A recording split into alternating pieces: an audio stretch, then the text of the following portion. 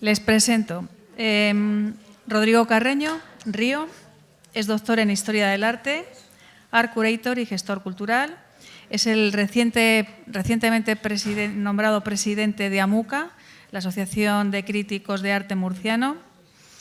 Un nombramiento por el cual le felicitamos públicamente. Y también es miembro de AICA desde 2023. Actualmente es el director técnico del Festival Estrenarte, organizado por la Dirección General de Juventud de la Región de Murcia. Es director técnico de Abstracta, colabora en diferentes revistas digitales como crítico de arte y forma parte del comité interno del Premio BMW de Pintura en la sección de arte digital. Rodrigo ha especializado su investigación en torno al concepto de comisariado y a las nuevas formas expositivas relacionadas con la cultura digital, Internet y los nuevos medios. Está interesado en estas nuevas formas artísticas basadas en el videoarte, la fotografía o las instalaciones y, sobre todo, en cómo éstas afectan a las nuevas formas de comisariar, ya sea de manera virtual o física. En sus trabajos y proyectos curatoriales busca generar espacios capaces de dialogar con el espectador y que éste se encuentre dentro de un espacio dinámico donde cada detalle tenga relación con la idea principal, entendiendo el propio espacio expositivo como un todo conjugado con las piezas expuestas. Ha compaginado su formación académica desde joven con colaboraciones en el comisariado de numerosas exposiciones, de las que voy a destacar únicamente las tres últimas: en Voided Space de Art Army en 2022, Abstracta en Totana de 2023, Interiorismo en el Centro Párraga en el 2024. Bueno, por último, mencionar que Rodrigo colabora en diferentes revistas digitales como crítico de arte y que ha actuado como jurado en varios premios también de arte. En 2020 fue nuestro primer ganador de la convocatoria del premio de la Asociación Madrileña a la Crítica de Arte Joven, por su artículo científico Miek Bal, Reinterpretar los tiempos. Es un premio en el que hemos puesto en marcha ya, como les comentaba, 3 ediciones, que pretende descubrir talentos jóvenes. Rodrigo abrió el turno de los galardonados y hoy está aquí porque, a pesar de su juventud, como ven, pues es un especialista en la investigación de arte digital y en las fragilidades que afectan a este tipo de prácticas. Venga. Gracias. Buenos días. En primer lugar, pues, bueno, agradecer a Esther por la presentación, a todo el equipo también del Congreso por el trabajo. La verdad que, aunque ha sido o es un poco express, que llega esta mañana y me tengo que ir ahora a las 4 otra vez a Murcia, pero bueno, es un placer y un gusto estar aquí de forma presencial, como decía antes Fernando, en vez de a través de las pantallas. Y bueno, para mí es un placer compartir mesa y congreso con el resto de ponentes y de comunicaciones. En mi caso voy a hablar sobre el tema del tiempo, de las temporalidades digitales, de la fragilidad temporal y cómo esto afecta en diferentes aspectos a todo el tema del arte digital, arte de Internet y del NetArt en sus diferentes aspectos, tanto en la parte inmaterial de la obra de arte como la parte material, que son todos los medios y toda la tecnología que necesitamos para que las obras se puedan reproducir y se puedan generar. En primer lugar, había preparado, bueno, también por cuestión de tiempo voy a intentar ser un poco más rápido, que es tarde. Bueno, un punto de partida, que es la cultura visual. A la hora de hablar siempre de cultura digital, creo que tenemos que tener un punto de partida y ser conscientes de dónde venimos, que es al final pues la cultura digital, la cultura visual, perdón. En este caso, la cultura visual nace en un momento de la historia en que diferentes críticos, teóricos, artistas, investigadores se dan cuenta o son conscientes que la historia del arte como gran disciplina, hasta ese momento que albergaba pues, todas las cuestiones relativas al arte, a la cultura, es incapaz de resolver las cuestiones o analizar o reflexionar las cuestiones en torno a lo visual, en torno a la imagen y en torno a la visibilidad. Era un momento, hasta esa situación que se produce, en el que lo textual generalmente tenía más importancia o más relevancia, y llega un momento en el que la imagen o lo icónico pasa a tener más importancia, y por lo tanto estos teóricos y críticos son conscientes de esta situación y creen la necesidad de generar un nuevo campo de de estudio, que es la cultura visual, a través de diferentes parámetros y a través de la imagen como principal objeto de estudio. Una imagen que hay que entenderla no únicamente como algo físico, que sería la fotografía, sino también como el acontecimiento visual o el acto de mirar, que siempre va a estar formado por un espectador y por una imagen o por ese objeto que está analizando, que está observando. Muy importante también entenderlo como un campo de estudio interdisciplinar. Esto Miquel Val aboga por ello, por encontrarse siempre dentro de la hibridación entre las diferentes disciplinas, ya que bueno, pues ese acontecimiento visual, ese acto de mirar, esa relación que tenemos con lo icónico, con la imagen, pues siempre se va a producir de una forma en la que puede estar afectado por el resto de sentidos, por experiencias, y por lo tanto hay que atender pues, a otras disciplinas u otros campos de estudio, como bien defiende ella. Con todo esto llega un momento, a partir de los años 80, cuando nace Internet, se consolida ya en los 90, que con la llegada de Internet y de las pantallas, pues toda esta parte de la cultura visual que se centra en la imagen, en el acto de ver, en el acto visual, presenta una evolución hacia lo digital, porque aparece un elemento nuevo que son las pantallas y por lo tanto bueno, se tiene ese punto de partida, pero a partir de ahí hay que tener en cuenta una serie de cambios para bueno, poder entender pues, todo lo que voy a comentar ahora y de todo lo que voy a hablar de tiempo, principalmente, muy poquito de imagen y casi nada de espacio también por cuestiones de tiempo. Pero bueno, la imagen, el espacio y el tiempo dentro de la cultura digital son tres elementos principales, al igual que la cultura visual también hay que hablar siempre de imagen, espacio y tiempo. De nuevo estamos ante un campo de estudio interdisciplinar, hay que estar atentos a los nuevos medios, al comisariado, a la parte incluso tecnológica, al algoritmo,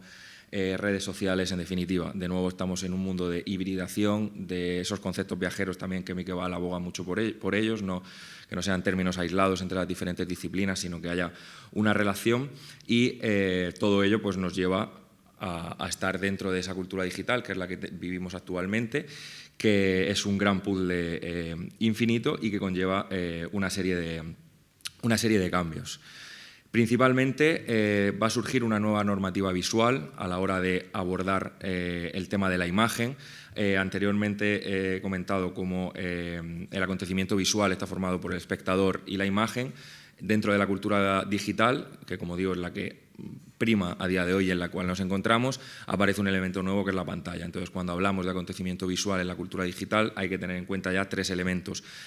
Ya no el espectador, sino el observador, la pantalla y el objeto. Por lo tanto, tenemos un elemento nuevo que es la pantalla, que siempre va a estar en medio entre el observador y el objeto, la imagen o la parte visual, que es lo que estamos observando. Vamos a hablar también de imágenes, en esa parte, entre comillas, más imagen física, o esa relación va a ser siempre con imágenes electrónicas. Esa imagen electrónica que hablaba José Luis Brea, que es una imagen inmaterial, en la que simplemente la imagen por sí sola no tiene valor, es un código, es un archivo que necesita un aparato, una pantalla, un proyector, un ordenador que la pueda reproducir. Y como ahora veremos, pues ahí es donde también muchas veces, con los problemas de la temporalidad y de la obsolescencia, esa parte material o física de lo digital también es lo que se va a ver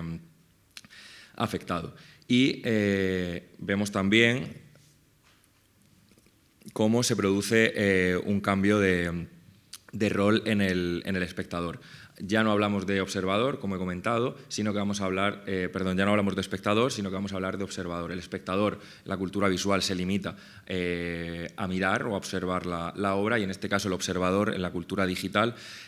da un paso más allá, ya que es un observador que tiene que participar, cuestionar, analizar. Es evidente también, como ahora iré comentando, si lo llevamos todo, lo analizamos todas las redes sociales, pues el observador es el que comparte, el que da like, el que manda la historia por donde sea. Esa imagen es la que el observador tiene un nuevo rol, que es mucho más participativo. Ocurre lo mismo cuando hablamos de arte digital, ya no hablamos de espectador, sino hablaremos de usuario, porque el usuario es el que entra a esa web, activa la obra de NetArt, de arte digital, pincha en el hipervínculo, ahora veremos algunos ejemplos. Entonces son los mismos términos, pero con una pequeña evolución, ya que va cambiando todos los procesos o todos los elementos que tenemos que llevar a cabo. Este nuevo rol hace que el espectador pues bueno, tenga una mayor importancia. Como dice Juan Martín Prada, perdón, ya no se trata de ver, sino de visualizar, hablando de ese ejemplo de las redes sociales, ¿no? de Instagram, por ejemplo, pues vemos cómo ahora es la mirada del observador la que da importancia a la imagen, ¿no? Es lo que he comentado, el que hace que una imagen que a día de hoy en la cultura digital ha perdido todo su valor o toda su calidad o todo su valor técnico frente a una imagen viral. Hay una intervención que, bueno, no la he traído por cuestión de tiempo, pero por rápidamente mencionarla, de David Horvitz, que realiza creo que en 2009, en la que a través de una red social de Turn insta a los usuarios a subir una imagen con la cabeza metida en un frigorífico. Son imágenes evidentemente hechas con móviles en 2009, que no son los móviles que tenemos ahora, con lo cual a nivel de calidad es una calidad muy baja, pero es una acción artística hecha por el propio artista, generada por el usuario, porque el artista no la crea, sino que dice a los usuarios que hagan eso, y de esta manera esa imagen se hace viral y se hizo muy importante, y es una de las obras más significativas a la hora siempre de hablar del cambio de rol entre la imagen o el cambio de rol que nos lleva a que la imagen dentro de la cultura digital sea una imagen en la que prima el impacto sobre el observador, la viralidad, o lo que es capaz de hacernos reflexionar frente a la propia calidad de la imagen, el origen, el fotógrafo, el estatus o cualquier otro elemento que anteriormente pues, era mucho más relevante o mucho más importante. Entonces nos encontramos en un momento en el que el observador es el que tiene ese poder, cosa que, por ejemplo, el espectador en la cultura visual no tiene. En este caso, en la cultura digital sí que es el observador el que da sentido a la imagen y el que tiene ese poder sobre la imagen, y como digo, pues siempre va a ser una imagen que está detrás de la pantalla. Con todo esto, un breve resumen de lo que es la cultura visual y cómo ello evoluciona a la cultura digital, pues bueno, ya me adentro un poco en esa parte del tiempo, de la temporalidad dentro de Internet, de la cultura digital, de esa fragilidad temporal también en la que nos encontramos actualmente. Por comenzar, bueno, hablando de esta imagen, que es bueno, una imagen del futurismo, dentro del propio manifiesto futurista se dice en uno de sus apartados que el tiempo y el espacio han muerto, vivimos ya en el absoluto, puesto que hemos creado la celeridad omnipresente. Y también en el capítulo 4 se dice: declaramos que el esplendor del mundo se ha enriquecido de una belleza nueva, la belleza de la velocidad. Son dos fragmentos sacados de ese manifiesto futurista hace 100 años, inicios del siglo XX, pero que realmente resumen muy bien en el momento en el que nos encontramos, de velocidad temporal, de celeridad omnipresente, un momento en el que esa cultura digital a través de Internet, que es un espacio totalmente infinito, hace que todo se produzca a una velocidad muy rápida o una aceleración tal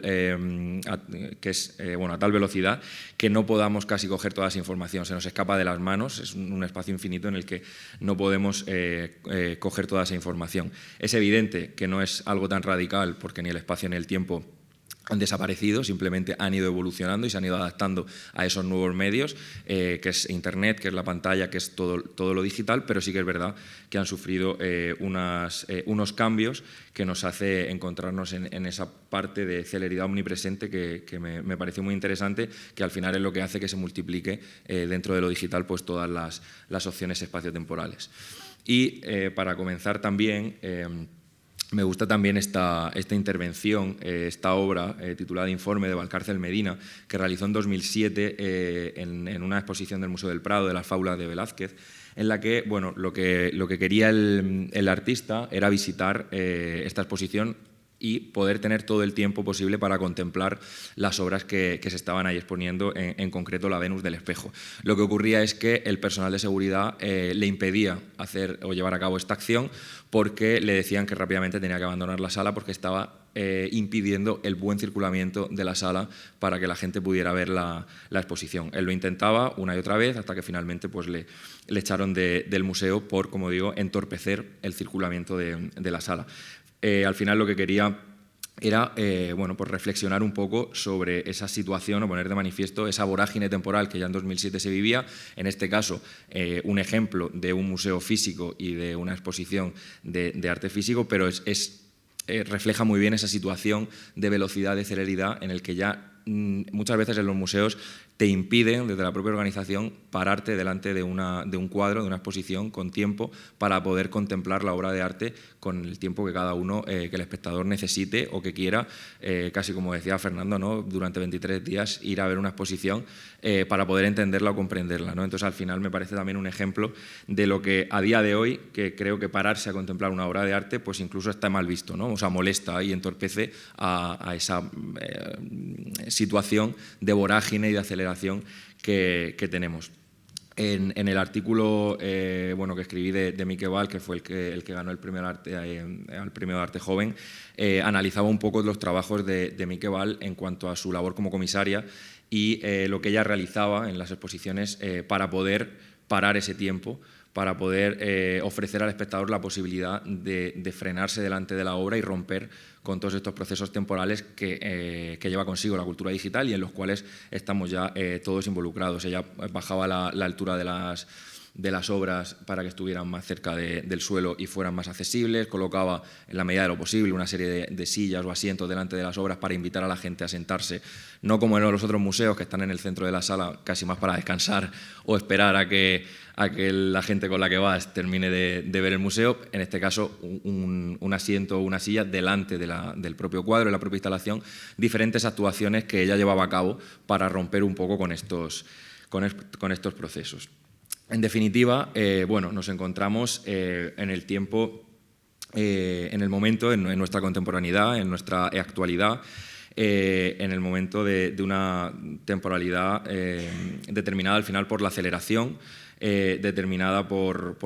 el momento que estamos saturados de imágenes, saturados de información, en el que se produce una justaposición también de actos, todo lo que hoy es noticia o todo lo que hoy es relevante mañana ya no lo es, porque como digo nos encontramos en ese espacio infinito en el que todo pasa a tal velocidad, en el que todo es tan saturado que estamos casi en esa metáfora de lo líquido de Bauman, ¿no? Es imposible coger las cosas que se producen en Internet dentro de esta cultura digital porque se escapan de las manos, porque llevan una velocidad totalmente inalcanzable, ¿no? Lo queremos todo a golpe de clic, a entrar en Google, buscar y tener la información, el momento de lo instantáneo, de la renovación, de la actualización, de la rapidez, del aquí y ahora, el momento en el que no hay pausa, o términos como el de Manuel Castell de tiempo intemporal o el de John Harry, el tiempo instantáneo. Incluso también, pues bueno, Juan Martín Prada destaca que ya no vivimos en el tiempo, sino que vivimos con el propio tiempo, porque estamos ya, yo creo que metidos en esa burbuja y en esa vorágine, en esa bola que nos lleva y que ya no podemos salir de todo ello. Y esa parte de la cultura digital se ve aún más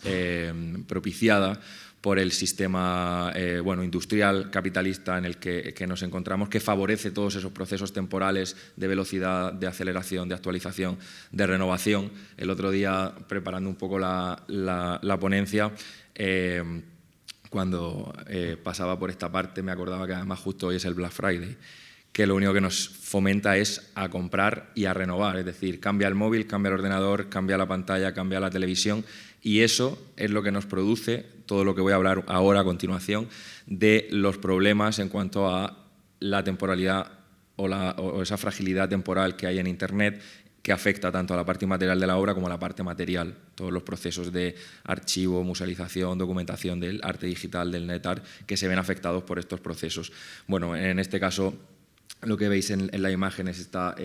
cita de Byung-Chul Han, que hay otros muchos teóricos en los que, bueno, pues dice: la firmeza y la constancia no resultan propicias para el consumo y la duración se excluyen mutuamente, son la inconsciencia y la evanescencia de la moda las que lo aceleran, así como la cultura de consumo va eliminando la duración. Al final nos encontramos en ese momento en el que el capitalismo nos insta a estar dentro, o ese sistema nos insta a estar dentro de ese consumo, de esa renovación, de esa actualización, estar en contra de todos los procesos temporales, de todos los procesos de duración, en este caso tecnológicos, y como he comentado antes con la intervención de Valcárcel Medina, ¿no? En contra de ese proceso de tiempo y duración a la hora de ver una obra de arte. Cuando hablamos de arte de Internet, hay que entender siempre, o arte digital o del NetArt, hay que entender siempre que nos encontramos ante un binomio, una parte inmaterial, como he comentado antes, que es la parte del archivo, la parte del lenguaje, que realmente por sí sola no tiene ningún valor, porque no es un archivo, o en formato página web, en formato el que sea. Y luego la parte material, que es la que realmente necesitamos para poder activar o para poder que reinterprete ese archivo y que podamos visualizarlo y que podamos verlo. Un software, un sistema operativo, un proyector, cualquier tecnología de audio, lo que sea, siempre tenemos que tener en cuenta que cuando hablamos de arte digital tenemos que entender que es una parte inmaterial y una parte material, que es una de las grandes diferencias respecto al arte físico que podemos encontrar en cualquier otro espacio. Nos encontramos de manera que tenemos esta problemática que hace que, como Hartmut Rosa decía, ¿no? esa aceleración tecnológica se ve afectada a que muchas obras icónicas, importantísimas, de los años 90, de los años 2000, del NetArt, que surgieron de forma novedosa, rompedora, generando un nuevo movimiento, un nuevo sitio, ¿no? o lugar donde poder empezar a interpretar y a desarrollar un nuevo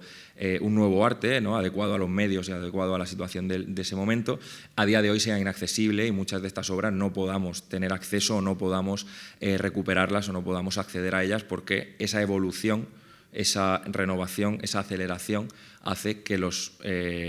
objetos tecnológicos queden obsoletos y no sean capaces de reproducir todos esos archivos que por lo tanto quedan también totalmente inaccesibles y obsoletos.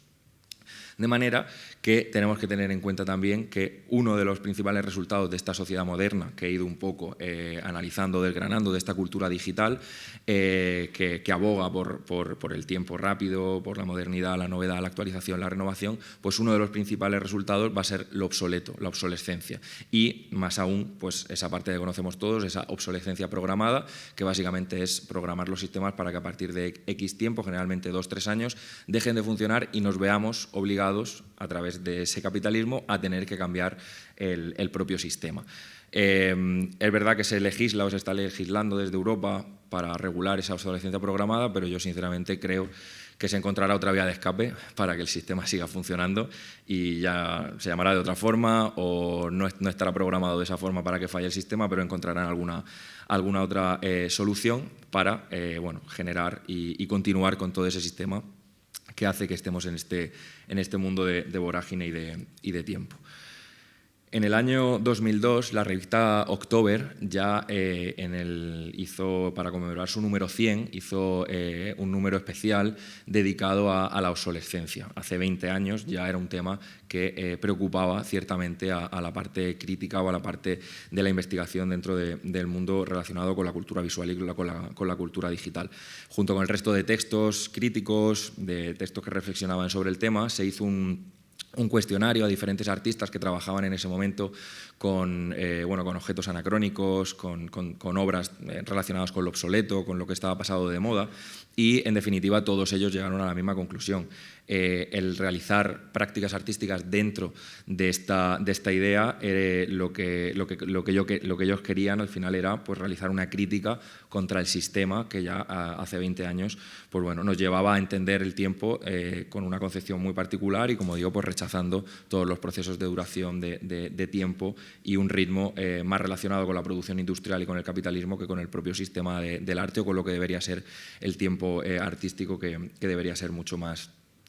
pausado. Traigo aquí en la imagen un ejemplo de una obra que realiza Rodney Graham en 2003, en el que, pues dentro de esta reflexión, dentro de esta crítica, lo que hace es poner en contraposición dos tecnologías ya obsoletas en ese momento. Es una obra realizada en 2003. Por un lado se ve una máquina de escribir de los años 30, alemana, llena de polvo, llena de suciedad, y esa imagen está siendo proyectada por un proyector de los años 60, 30 años más moderno, que esa máquina de escribir, que es la que proyecta. Al final, pues la idea del artista era confrontar esas dos tecnologías que ya en 2003, o en el momento en el que él realiza la intervención, ya eran tecnologías obsoletas. De manera que con todo esto llegamos a esa problemática que es la parte de musealización, archivo o documentación de los movimientos del NetArt, del arte digital o del arte de Internet. Es una problemática que en definitiva también es una evolución o casi una herencia de otros movimientos o de otras situaciones anteriores o de otras vanguardias como el Dada, como el arte conceptual o procesual o incluso el land art o el body art, en el que en aquel momento la problemática estaba en cuanto a la desmaterialización del objeto, no había un objeto directamente, sino que era una intervención, que era una performance, que era una actividad, y en este momento pues, nos encontramos con la problemática de la inmaterialidad que nos encontramos en Internet, como he comentado, ¿no? Esa parte de la inmaterialidad de la obra digital. Cuando hablamos de archivo, de documentación, de musealización de todo el arte de Internet, del arte digital, hay que tener en cuenta, por un lado, esa parte inmaterial-material y luego, por otro lado, que nos encontramos con muchos formatos, como he comentado, formato de texto, imagen, vídeo, sonido, páginas web, GIF también, bueno, y luego ya incluso ejemplos como alguno que no sé si ha comentado Fernando, pero bueno, ha habido bueno, los NFTs, evidentemente, el criptoarte, bueno, acciones en las que se han vendido dentro de esta vorágine también del mundo del arte digital, más cercana al marketing y al mercado, pero bueno, tweets también han llegado a ser vendidos como obras de arte, como intervenciones, entonces nos encontramos en un panorama en el que hay que tener la mente muy precisa y muy concisa en lo que estamos hablando. Ed Halter propone 3 principios en cuanto a la documentación o 3 acciones que hay que tener en cuenta. La primera, la responsabilidad de darle un soporte a la obra de arte digital. Al final, ese archivo que es inmaterial, si no tiene un soporte, como comento y como ahora veremos, es una obra que es inaccesible. O sea, ya no es que esté en un depósito de un museo, es que no se puede observar, no se puede ver, no se puede accionar, el usuario no puede interactuar con ella. Por lo tanto, tanto las instituciones como los coleccionistas tienen que ser conscientes de que hay que intentar darle un soporte, un alojamiento a esa parte de la obra. Ser consciente también de que estos 2 elementos, la institución o los coleccionistas, forman parte del proceso de que esa obra tenga una buena documentación, un buen archivo. Esto bueno, muy similar a la parte también del arte físico. Y por último, tener la responsabilidad de preservar y documentar la obra de arte. Pero principalmente, en mi caso, creo que los 4 puntos más importantes a la hora de tener en cuenta en cuanto a la conservación o tener una buena metodología o también elementos que hay que tener en cuenta cuando hablamos de arte digital, el primero de ellos es la obsolescencia de los medios. Hay que saber que estamos trabajando o que se trabaja con elementos que, como he comentado, por esa fragilidad temporal, por esa velocidad, por esa vorágine, todo eso lleva a la obsolescencia, que es un elemento que tenemos que aceptar como actual de nuestra propia sociedad, de la cultura digital, y esa obsolescencia lleva a la obsolescencia de los medios, de que los propios medios, los software, los hardware o la propia tecnología física falle y, por lo tanto, la obra de arte quede inaccesible. Hay que tener en cuenta también que el archivo original, muchas veces, a la hora de restaurarlo o a la hora de reproducirlo, no es lo mismo reproducir una obra del NetArt de los años 90, ahora veremos algún ejemplo, en un dispositivo de aquel momento que en una pantalla 4K, por ejemplo. Entonces, esa percepción y esa originalidad de la obra también se pierde. No es igual porque la imagen que vamos a ver no es una imagen cercana a la original y la percepción también va a estar alterada. Luego la condición transformable de las obras. Son obras que generalmente el usuario participa en el proceso de creación, el usuario participa en el proceso de interacción y eso hace que la obra de arte no sea una obra, por así decirlo, que esté finalizada en su forma o en su relación más con el arte físico, sino que es una obra de arte, es una página web en la que el usuario a lo mejor tiene que entrar, tiene que activar un enlace que le lleva a un hipervínculo, que aparece un GIF. Son diferentes situaciones que llevan consigo la transformación, o que es una obra que se va transformando con el paso del tiempo. Y por último, que creo que es lo más evidente y que afecta también, no por comparar, pero bueno, al arte físico y al arte digital o al arte de Internet, es la falta de medios y el elevado coste. Pero creo que cuando hablamos de cultura digital y cuando hablamos de arte de Internet, esto es aún mayor, porque al final esa restauración o esa conservación se debe realizar cada menos tiempo, porque al final, como he comentado, pues hay que actualizarlo todo y hay que renovarlo todo. Y cada 4, 5, 6, 7 años el sistema operativo queda obsoleto, hay que actualizarlo, el archivo ya no se lee, entonces al final ese coste o esos medios que se necesitan muchas veces para restaurar una obra de arte físico, bueno, que desconozco cada cuánto se puede hacer, pero entiendo que cada mucho más años, pues cuando hablamos de arte digital, si estas acciones se quieren llevar de una manera periódica, pues cada vez que un sistema se actualiza o aparecen nuevas tecnologías, pues hay que ir adaptando todo eso y eso lleva un coste y lleva también una serie de medios que es complicado. Voy a comentar ahora cuatro fórmulas a la hora de abordar un poco el archivo, la documentación o la restauración de las obras de arte digital o del NetArt. En primer lugar, este vídeo, que bueno, lo que se realiza, si queréis si podéis darle ahora, y así mientras yo voy hablando, lo podéis ir viendo. Este tipo de sistema lo que hace es vídeo reconstruir la obra de arte original. Esta obra es la obra de Eduardo Kac, Red Abracadabra, que realiza en 1985, y lo que hace el artista es generar un poema visual mostrando un videotexto, y lo que utiliza es un sistema de telecomunicaciones en Brasil de la época, le puedes quitar el sonido sin problema, de la época de pre-internet. Hablamos de 1985, cuando este sistema de telecomunicaciones queda obsoleto porque aparece Internet o porque aparecen otros sistemas de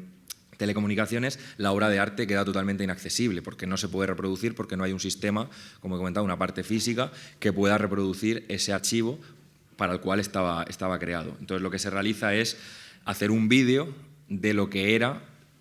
la acción que en aquel momento se realizó. Entonces se hace una restauración de ese vídeo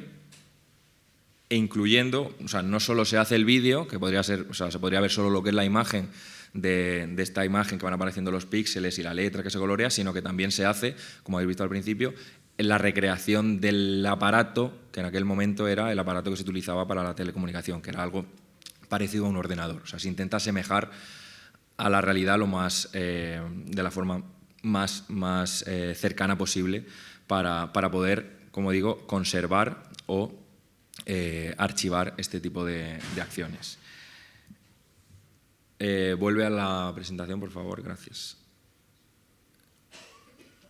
Otra de las formas es lo que sería la restauración, o lo que estaría más cercano a lo que podríamos entender como la restauración dentro de... Este creo que no tiene enlace. Dentro del mundo físico. Y bueno, el ejemplo lo traigo con esta obra de Brandon, de Xu Lishang, que realiza entre 1998 y 1999, que bueno, lo que hace es relatar una historia o relacionar dos historias. Por un lado, la de Brandon Tena, que era un joven transexual de Nebraska que fue brutalmente asesinado, y por otro lado, la historia de una violación en el ciberespacio de Julian Devil, que también describía una serie de violencia y de violaciones en una sala de chat de texto de la época. Lo que hace el artista, bueno, pues es investigar entre las dos situaciones, ponerlas en contexto y generar una narrativa web, una página web en la que, bueno, pues se contaba todo lo sucedido, había información, salían ventanas emergentes, había hipervínculos, una serie de diferentes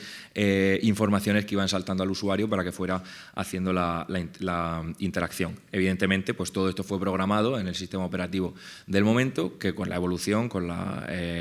actualización, queda obsoleto y por lo tanto la obra de arte queda también inaccesible. ¿Qué es lo que se hace en este caso? Pues lo que se hizo fue restaurar la obra intentando ser lo más fiel posible al original, intentando no cambiar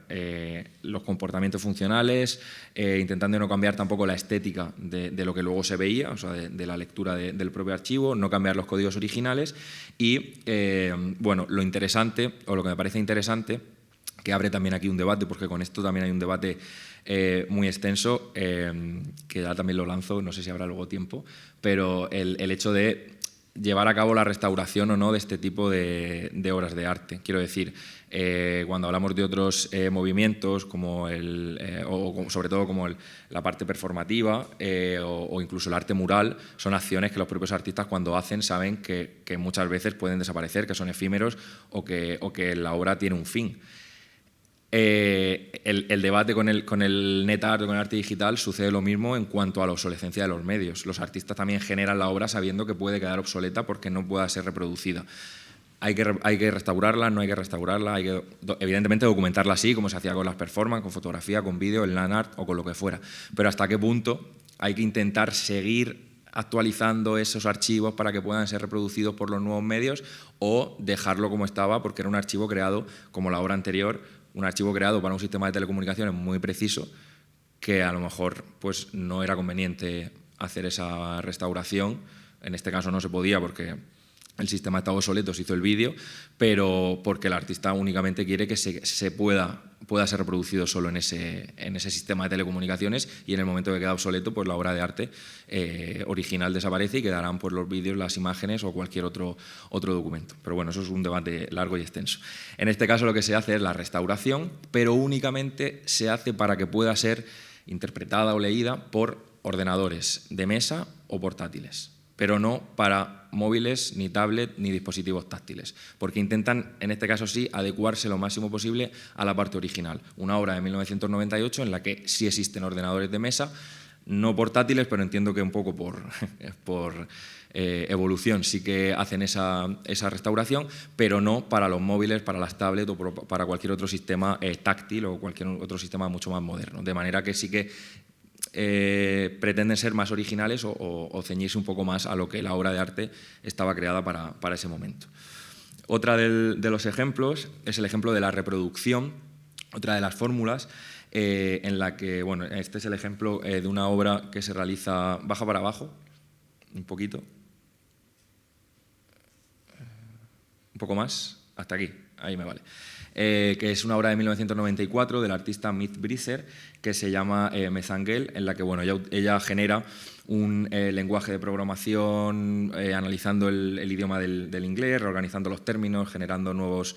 conceptos, pero realmente lo interesante de eso es que ella llega un momento, a partir de finales de los 90, en los que si tú accedías en aquel momento, porque esta no es la web original, a esa web, podías suscribirte y te llegaban al mail pues, esas actualizaciones o esa información de esa acción que ella estaba haciendo a través de un servidor.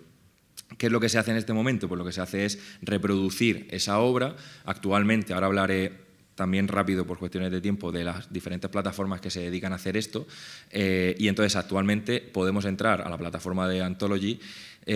y suscribirnos y que durante un año entero nos llega a nuestro mail esos mails que en aquel momento la artista enviaba de forma también cronológica y guardando el mismo orden y la misma transición de aquel momento. Y por último, gracias. Y por último, la emulación, que traigo el ejemplo con esta obra de Olia Lialina en 1996. Como veis aquí, esta plataforma que ahora hablaré está emulando lo que era el servidor de la época. Y entonces vais a ver que lo que se genera es como si fuera el servidor de aquel momento, que era Netscape, para poder activar. Si vas pinchando en los enlaces, vais activando la obra a vuestro gusto. Y así se puede ver. Esta obra, que se titula My Boyfriend Come Work for the War, es un trabajo de web, una narrativa web que realiza el artista, en la que el usuario puede entrar a esa página web y, como están haciendo ahora los compañeros, ir activando esta acción en la que bueno, generas una historia no lineal de una pareja que se encuentra después de un conflicto bélico. ¿Qué sucede? Que en aquel momento el artista utiliza el sistema de Netscape, que en aquel momento rivalizaba con Internet Explorer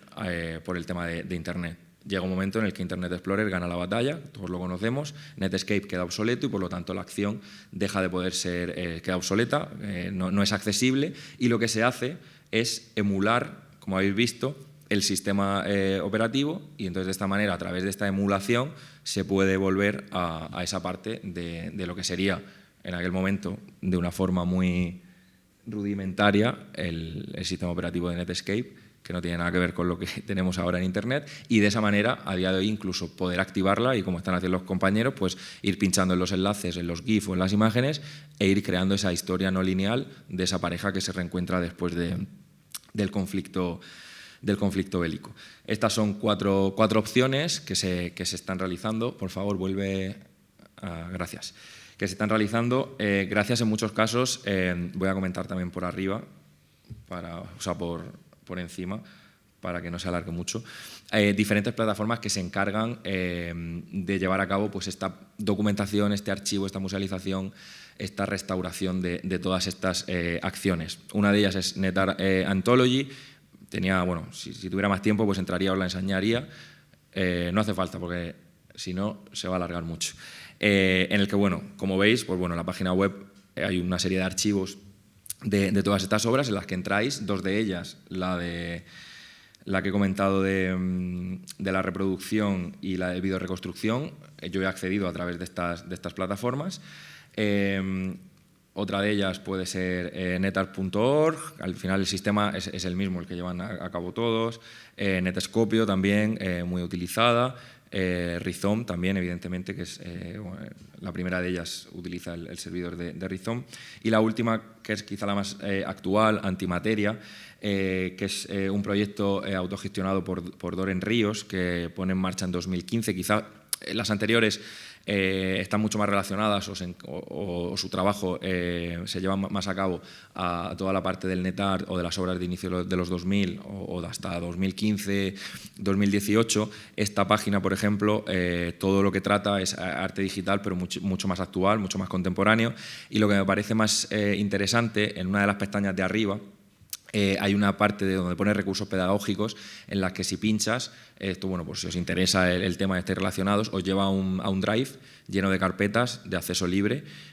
para tener ahí documentación, hay manifiestos, hay textos críticos, hay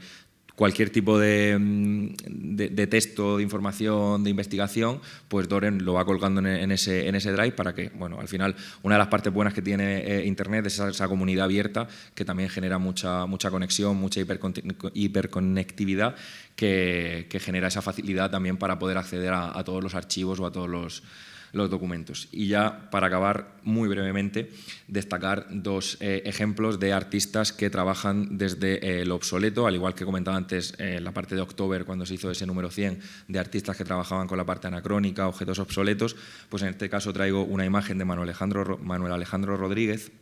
en la que a través de aparatos tecnológicos obsoletos que ha quedado en desecho y en desuso, genera otros elementos que se asimilan un poco a robot, a sistemas de supervivencia autónomos que supuestamente, o él los genera, para ver si son capaces de poder abordar lo que viene en el futuro. Y por último, esta exposición de Jorge Isla, que es la que ha comentado Esther, Interiorismo, que fue la que comisaría en el Centro Párraga de julio a septiembre, en la que bueno, utilizamos 3 series. En este caso, Jorge lo que estuvo haciendo durante mucho tiempo fue recoger pantallas de móviles de las tiendas de reparación de móviles que no están adscritas a los procesos de restauración. Se me ha ido la palabra. De reciclaje,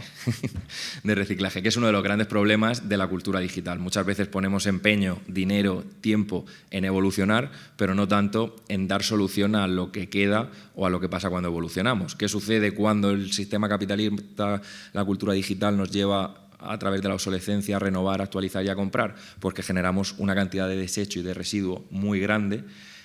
Tampoco voy a hablar ahora, si hablara del espacio, pero igual los grandes sistemas operativos que tiene Google, Facebook, Meta en las zonas de los polos, que realmente es la parte física de Internet, donde se alberga toda la información, no está en la red, en un sitio que no se ve, están en inmensos almacenes que generan muchísimo gasto de electricidad, muchísima contaminación, y eso está ahí funcionando. Los cables de Internet que pasan por el fondo de los océanos, todo eso también es Internet, lo que pasa es que no lo vemos. Entonces, en este caso, Jorge fue recogiendo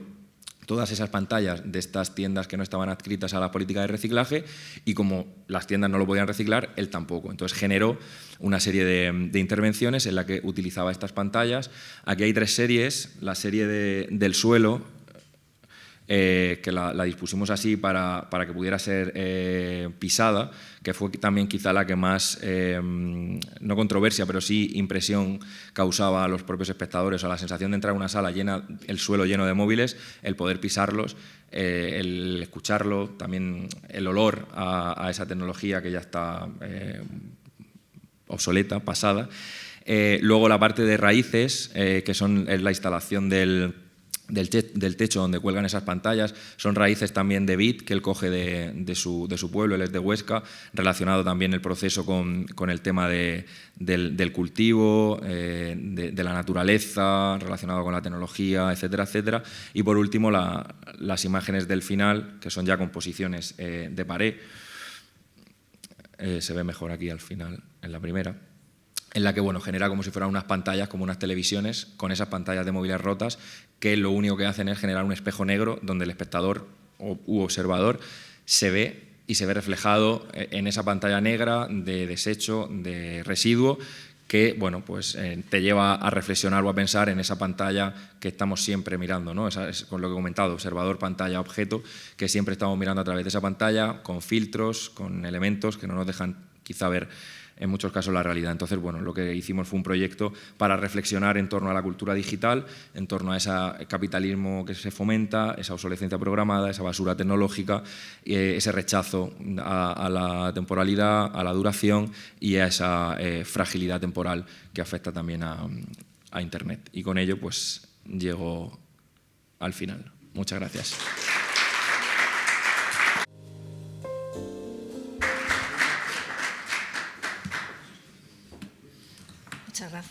Muchas gracias, Rodrigo. Bueno, vamos a abrir paso a un par de preguntas, un turno de un par de preguntas. Rodrigo nos ha desgranado, nos ha sintetizado a lo mejor el desarrollo de la cultura digital y de su problemática. A ver, Socorro.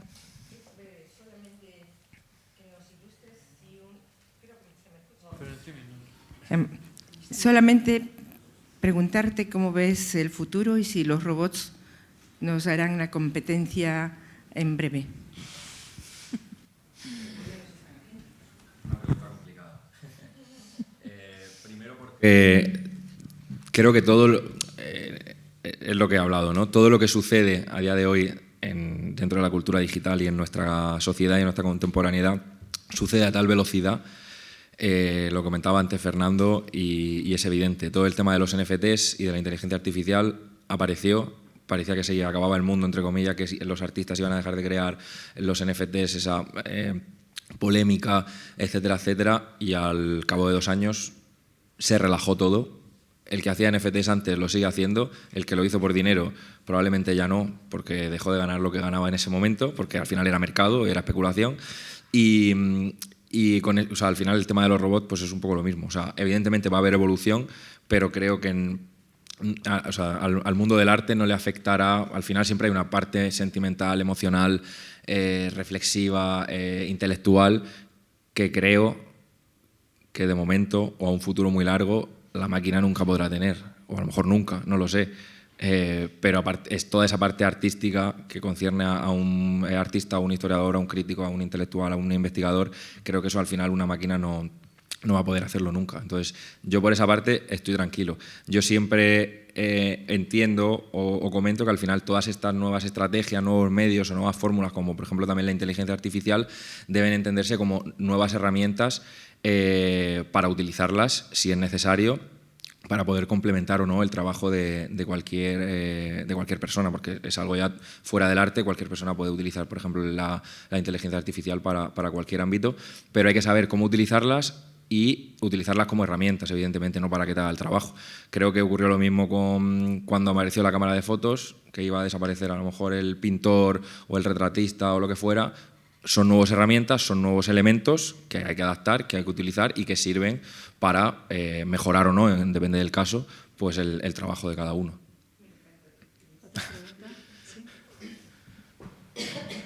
Yo es una reflexión a raíz de lo que acabas de la pregunta que ha hecho, ¿no?